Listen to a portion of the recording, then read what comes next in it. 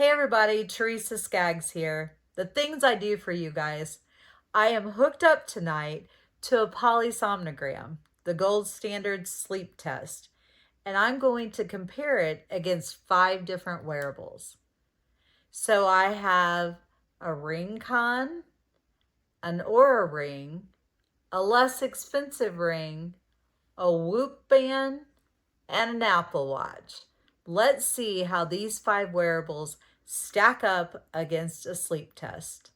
We're going to look at the amount of deep sleep, REM sleep, total sleep time, EKG, and your oxygen saturations. All the things that I have patients come in and ask me about, is this accurate? Or come in and hand me the data from their wearables. Some I believe are accurate, but I'm not sure. So let's put it to the test and see which one of these you should be wearing.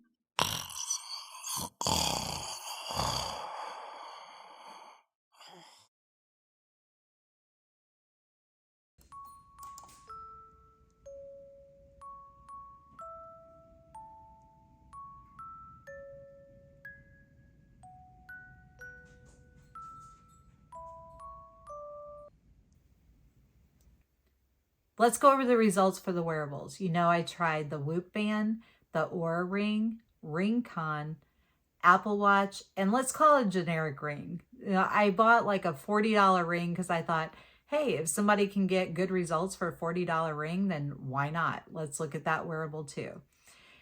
So I compared these all against the gold standard of a polysomnogram, which is a sleep test, hooked myself all up. Here are the results. Things were good at different data points, let's say. So the Whoop band was the closest to the total sleep time. So that was within like minutes of the total sleep time. The Ringconn did the best measuring deep sleep, and the Oura ring did the best with REM sleep. The Apple Watch and the generic ring were not very accurate for any of those things I just told you about. I mean, I also looked at total sleep time. I looked at amount of time awake, deep sleep, REM sleep, oxygen saturations, heart rate, all of these parameters. So what I found is overall, the Whoop band came in first. So yay, if you have a Whoop band, you were on the right track.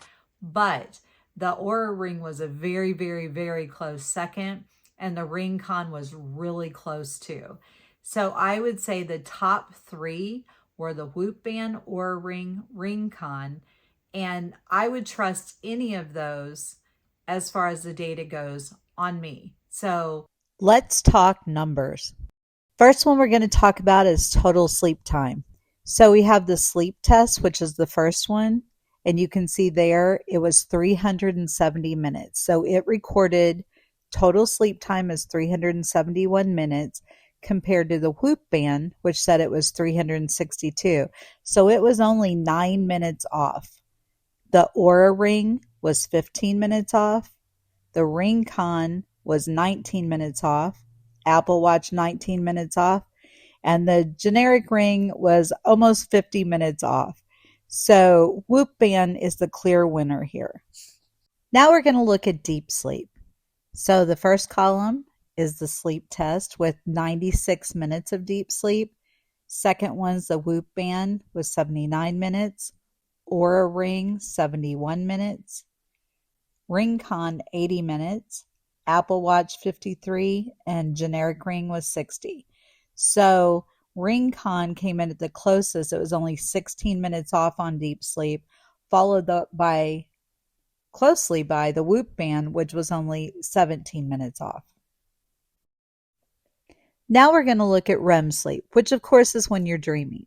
So the sleep test has 74.5 minutes, Whoop band 80 minutes, Oura ring 72, Ringconn 70, Apple Watch 94, and the generic ring 60.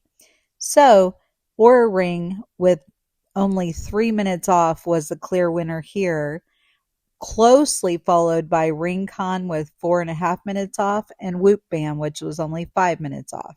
So you see the top three, all one in one category or the other. But the thing that put the Whoop band over the edge at first are the other parameters that we looked at.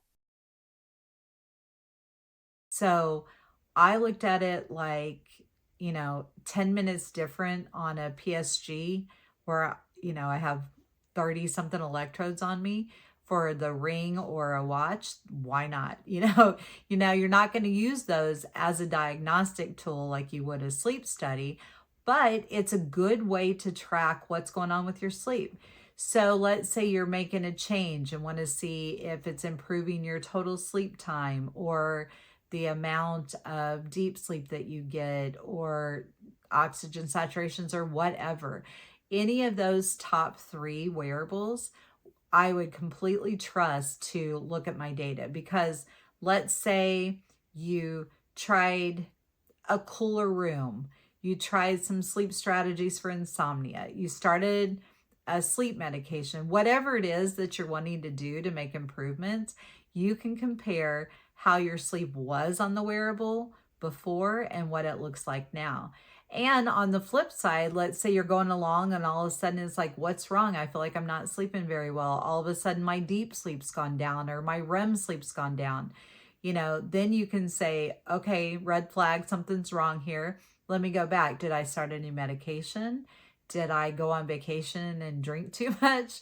Did I do something, stop working out? Any of the things that can affect your sleep. So it's just, I would trust any of those three wearables to catch when something changes with your sleep. Just my opinion, but I think it was a good test. If there's any other wearables that you guys want me to buy and try, if there's any other devices or any topics you'd like to see covered, drop it in the comments because I would happily buy and try any of this stuff and compare it against either a sleep test or the 5 wearables that I have to see if that's something worth purchasing. So drop that in the comments and do me a favor and like and subscribe so you don't miss all the sleep tips and tricks.